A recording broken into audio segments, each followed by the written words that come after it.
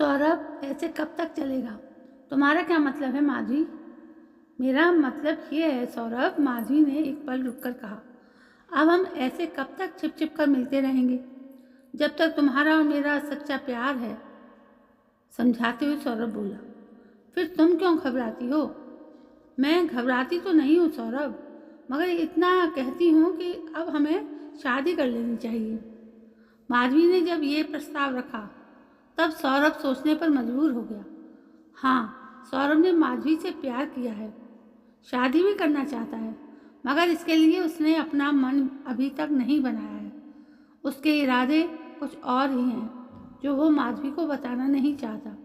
उसने माधवी को अपने प्रेम जाल में पूरी तरह से फांस लिया था। अब मौके का इंतजार कर रहा है। उसे चुप देखकर माधवी फिर बोली, क्या सोच रहे हो सौरभ? सोच रहा हूँ कि हमें अब शादी कर लेनी चाहिए। बताओ कब करें शादी? तुम तो जानती हो माधवी, मेरे माँ बाप बचपन में ही गुजर गए थे। अंकल ने मुझे पाला पोसा और पढ़ाया, इसलिए वे जैसे ही अपनी सहमति देंगे हम शादी कर लेंगे। मगर डैडी मेरी शादी के लिए जल्दी कर रहे हैं। समझाते हुए माधवी बोली, मैं टालती जा रही हूँ, आखिर कब तक टालूंगी? बस माधवी, अंकल हाँ कर दें तो हम फौरन शादी कर लेंगे। पता नहीं तुम्हारे अंकल न जाने कब हाँ करेंगे। जब हमने इतने दिन निकाल लिए हैं, थोड़े दिन और निकाल लो। मुझे पक्का यकीन है कि अंकल जल्दी ही हमारी शादी की सहमति देंगे।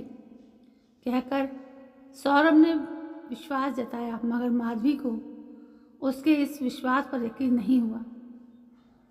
ये विश्वास तो सौरभ उसे पिछले 6-7 महीनों से दे रहा है, मगर हर बार ढाक के 3 पात साबित होते हैं। आखिर लड़की होने के नाते वो कब तक सब्र रखे? माधवी जरा नाराजगी से बोली, नहीं सौरभ, तुमने मुझसे प्यार किया है और मैं प्यार में धोखा नहीं खाना चाहती हूँ। आज मैं अपना फैसला सुनना चाहती हूँ कि तुम मुझसे शादी करोगे या नहीं। देखो माधवी, मैंने तो तुमसे उतना ही प्यार किया है जितना कि तुमने मुझसे किया है। समझाते हुए सौरभ बोला, मगर तुम मेरे हालात को क्यों नहीं समझ रही हो? मगर मेरे हालात को तुम क्यों नहीं समझ रहे हो सौरभ? तुम लड़के हो, मैं एक लड़की हूँ। मुझ पर माँ बाप का कितना दबाव है ये तुम नहीं समझोगे। एक बार फिर माधवी समझाते हुए बोली, कितना परेशान कर रहे हैं वे शादी के लिए, ये तुम नहीं समझोगे। अपने पिता को जोर देकर क्यों नहीं कह देती कि मैंने एक लड़का देख लिया है? सौरभ बोला, बस यही तो मैं नहीं कर सकती सौरभ।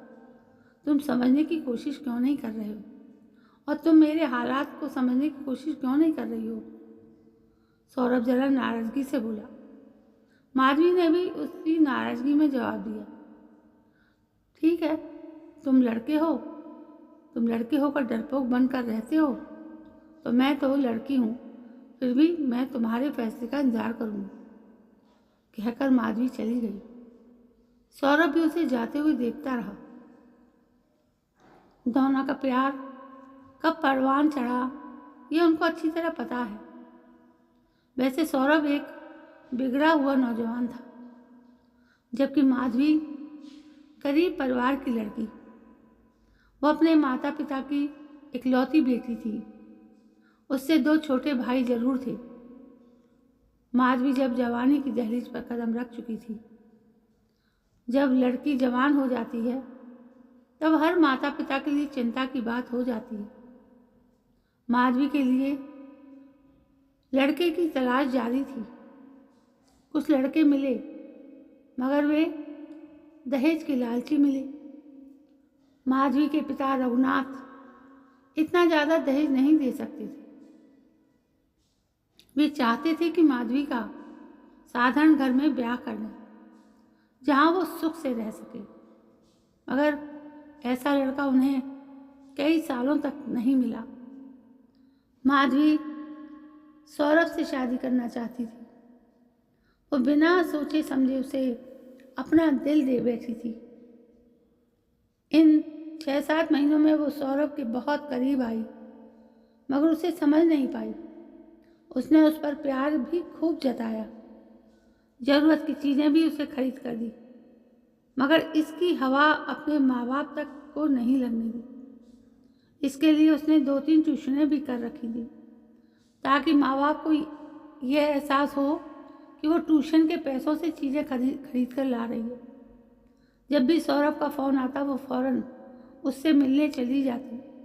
तब घंटों बातें करती, शादी के बाद का क्या करना है, सपनों के महल बनाती। मगर कभी कभी वो ये भी सोचती कि ये सब फिल्मों में होता है, असली ज़िंदगी में ये सब नहीं चलता है।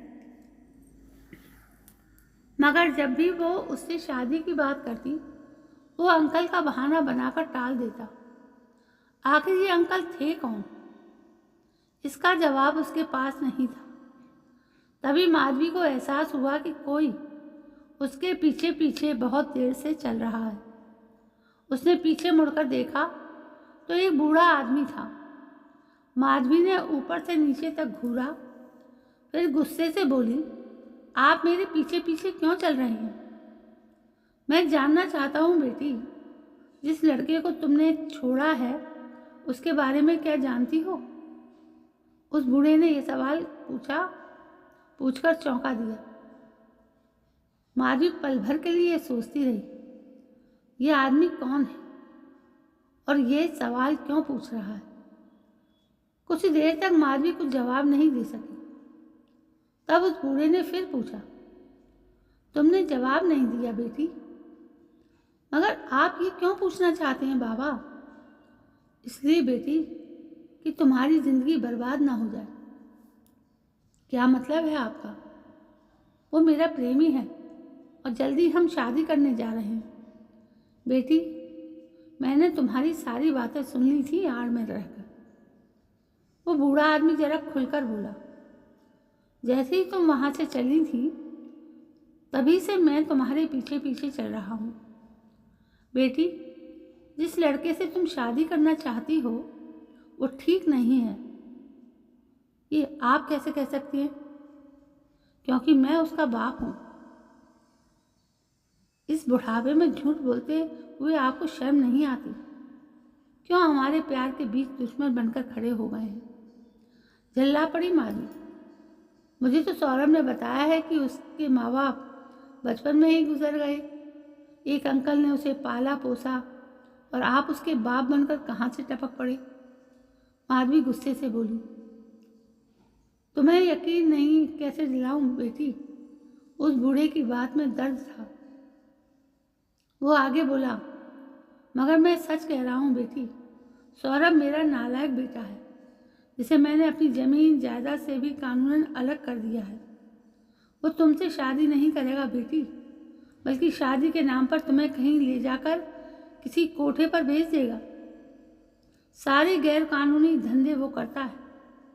अफीम की तस्करी में वो जेल की हवा भी खा चुका है। तुमसे प्यार का नाटक करके तुम्हारे पिता को ब्लैकमेल करेगा। जिसे तुम प्यार समझ रही हो वो धोखा है। छोड़ दे उस नालायक का साथ। वही शादी कर बेटी जहाँ तेरे पिता चाहते हैं। एक बार फिर हाथ जोड़कर कह रहा हूँ कि बेटी छोड़ दे उसे। मैं तुझे बर्बादी के रास्ते से बचाना चाहता हूँ। इतना कहकर वो बूढ़ा रो पड़ा। माधवी को लगा कि कहीं बूढ़ा नाटक तो नहीं कर रहा है। इतने में वो बूढ़ा आगे बोला, बेटी तुझे विश्वास न हो तो घर जाकर सारे सबूत मैं दिखा सकता हूँ। आप मेरे पिता समान हैं बाबा, झूठ नहीं बोलेंगे। मगर कहकर माधवी पल भर के लिए रुकी तो वो बूढ़ा बोला, मगर बेटी, ना तुम मुझे जानती हो ना मैं तुम्हें जानता हूँ। मगर जब मैंने तुमको अपने नालायक बेटे के साथ देखा तब मैंने तुम्हें उसके चंगुल से छुड़ाने का सोच लिया। तभी से मैंने तुम्हारे घर आने की योजना बनाई थी, ताकि तुम्हारे माँ बाप को सारी हकीकत बता सकूं। मेरा विश्वास करो, कहीं ऐसा ना हो कि तुम प्यार में धोखा खा जाओ। मैंने इसलिए पूछा था कि जिस लड़के से तुम प्यार करती हो उसे अच्छी तरह परख लिया होगा, मगर तुमने उसका केवल बाहरी रूप देखा है, भीतरी रूप तुम नहीं समझ सकी। आप झूठ तो नहीं बोल रहे हो बाबा। शायद आप मुझे अपनी बहू नहीं बनाना चाहते होगे। आपको भी दहेज वाली बहू चाहिए, इसलिए आप भी मेरे और सौरभ के बीच दीवार खड़ी करना चाहते हैं। माधवी ने ये सवाल पूछा। तू अच्छे घराने की है, मैं तेरी जिंदगी बचाना चाहता हूँ। मेरी बात पर यकीन कर बेटी। जिसके प्यार के जाल में तू उलझ गई है, वो शिकारी एक दिन तुझे बेच देगा। बाबा ने माधवी को बड़ी दुविधा में डाल दिया था। वे उसे सौरभ के अंधे प्रेम जाल से क्यों निकालना चाहते हैं? वो किसी अनजान आदमी की बातों को क्यों मान ले? उसे चुप देखकर बाबा फिर बोले, क्या सोच रही हो बेटी? मैं आप पर कैसे यकीन कर लूं कि आप सच कह रहे हैं? यह आप पर नाटक भी तो हो सकता है। एक बार माधवी फिर बोली, मैं सौरभ का दिल नहीं तोड़ सकती हूँ, इसलिए अगर आप मेरे पीछे आएंगे तो मैं पुलिस में शिकायत कर दूंगी। इतना कहकर बुरा सा मुंह बनाकर माधवी चली गई। बूढ़ा चुपचाप वहीं खड़ा रह गया। कुछ दिनों बाद सौरभ ने माधवी को ऐसी जगह बुलाया जहाँ से वे भागकर किसी मंदिर में शादी करेंगे। वो भी अपनी तैयारी से तय जगह पर पहुँच गए। वहाँ सौरभ किसी दूसरे लड़की के साथ बात करता हुआ दिखाई दे रहा था। वो चुपचाप आड़ में रहकर सब सुनने लगी। वो लड़का सौरभ से कह रहा था, माधवी अभी तक नहीं आई, वो अभी आने वाली है। अरे इन 6-7 महीनों में मैंने उससे प्यार के विश्वास को जीता है। अब तो वो मुझ पर आँख मूंद कर मुझे चाहती है। शादी के बहाने उसे ले जाकर चंपाबाई के कोठे पर बेच आऊँगा।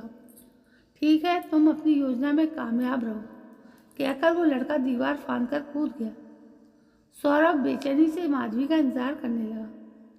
अब माधवी सौरभ की सच्चाई जान चुकी थी। इस समय उसे बाबा का चेहरा याद आ रहा था। बाबा ने जो कुछ कहा था सच था। अब सौरभ के प्रति उसे नफरत हो गई।